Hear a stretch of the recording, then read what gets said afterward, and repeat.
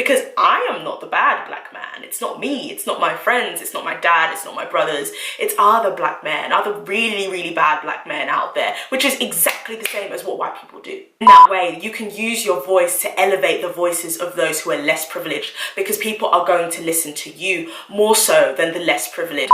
I mean, even if you look at the way the NHS treats black women in hospitals, the rate of deaths from black women in maternity wards.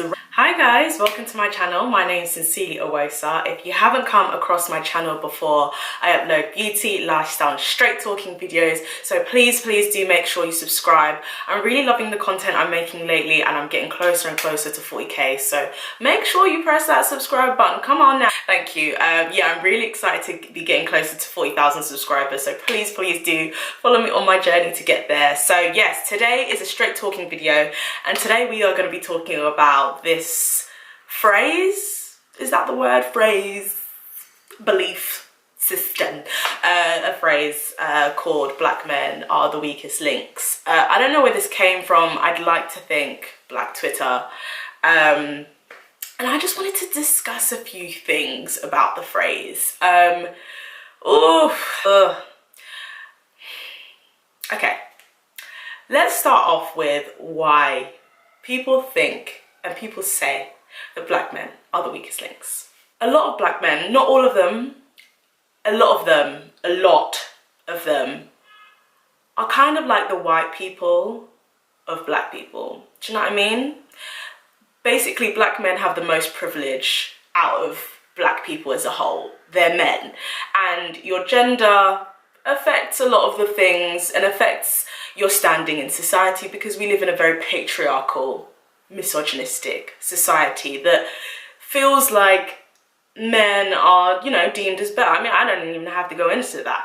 But I think another thing is that black men are also very hypersexualized, which is not a good thing. But because they're hypersexualized, they have, as well as their gender, which is a privilege, some of the time they also have a lot of desirability, and not just amongst black women. They have desirability amongst white women, Asian women, etc. As I said, this is not a good thing at all. Hypersexualization is basically fetishization. Y'all know I struggle with that word. Fetishization is basically that, and it strips the person of any of their attributes and any of the things that make them them, and it reduces them to a 2D object. It objectifies them. So obviously that's not good, and that's one of the drawbacks of being a black man. But the privileges that they are afforded makes them blind to a lot of things that affect black women. So black women, in terms of the white gaze and in terms of white supremacy, are to be, doesn't mean that they are in reality, but they are supposed to be, and they are seen as, from the white gaze, as at the bottom of the totem pole, especially dark-skinned women. I've talked about colorism before. If you haven't seen that, I'll link that below. So because black women in general, I'll go into dark-skinned women hopefully later on, but because black women in general suffer from a lot of disadvantages, a lot of this makes me cringe, because there's nothing inherently wrong with us, but it's the outward world and the outward ideals of the world that have an effect on us. Nothing that we have anything to do with, but because of the world that we were born into, of white patriarchy. And so because of that, black men don't see, I just feel like if you, black men see racism, they really see it. They, like most black men, unless they are completely aloof, most black men see racism, they're affected by racism. They have a passion for defending themselves or black people most of the time against racism. Racialized sexism, however, that affects black women, a lot of them don't see it. They don't see it, and a lot of them don't want to see it. And you know, I speak to some black men and they're just like, oh, you generalize in a lot of your videos. No, I don't. I always try to make sure I say a lot, but you know what, one thing about saying a lot or not all, but many, that takes away accountability. That means that if a black man is watching this video right now, if I say many or a lot, it's easing his ego, it's appeasing him, it's making him comfortable, it's taking away the accountability, so he doesn't feel like he has to be a force for change, because I am not the bad black man. It's not me, it's not my friends, it's not my dad, it's not my brothers, it's other black men, other really, really bad black men out there, which is exactly the same as what white people do.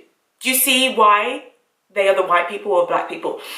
White people, many of them, when you talk to them about racism, it makes them very uncomfortable, and sometimes they'll be very aware of their whiteness and the privileges it affords them. So they put up a defense and they say, it's not all of us, it's only some of us.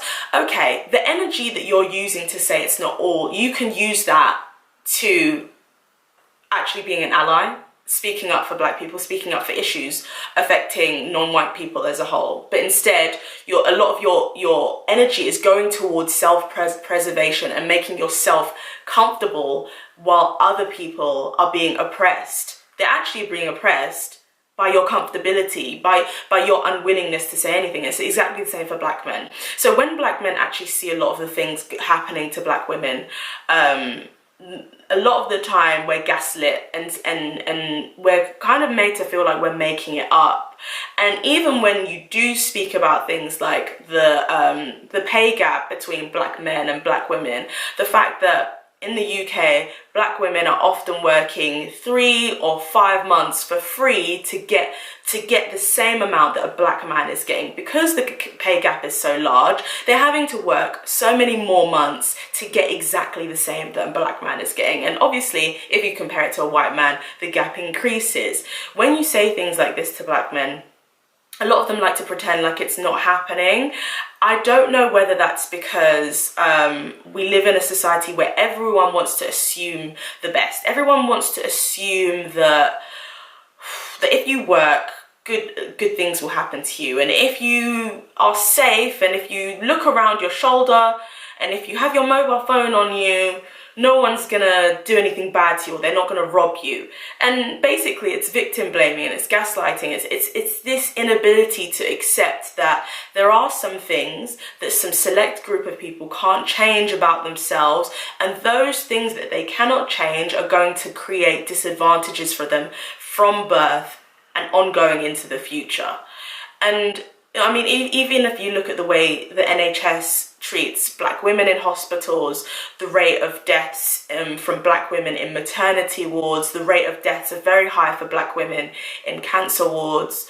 And you look at that and you analyze it, and you tell a lot of these black men, and they aren't as invested as if it was a black man that was affected. And even if you look at the Black Lives Matter movement, that was started primarily by black women. I think one of the founders is a black Nigerian woman, actually, of the diaspora. If you look at all the black women that unfortunately lost their lives to police brutality, Sandra Bland being one of them, a lot of the people leading that movement to speak up online and offline, organize these rallies, organize these protests, are black women. And sometimes you get frustrated because you expect that you would get the same reciprocity from black men, you know, seeing that they may understand one part of your disadvantage. Perhaps they would understand all of it, but unfortunately they don't. And what is really difficult is the fact that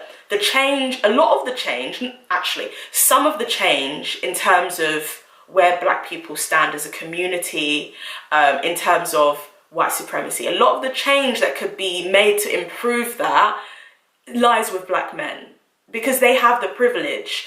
You know, when you have your privilege, same as a white person, if you have the privilege in that way, you can use your voice to elevate the voices of those who are less privileged, because people are going to listen to you more so than the less privileged. And people also tend to listen to people that look like them. So if white people speak to other white people about racism, they're more likely to listen to other white people than they are to listen to black people or to listen to Asian people. It's the same with black men. If black men elevated our voices, black women's voices, and spoke about these issues, other black men, and perhaps I won't go as far as white men, but other black men would be more inclined to listen to them because another black man is telling them, which in a way is very sad. It's like, why should somebody of your race and gender have to speak up for you when I'm right here? Your sister looks like me, your mum looks like me.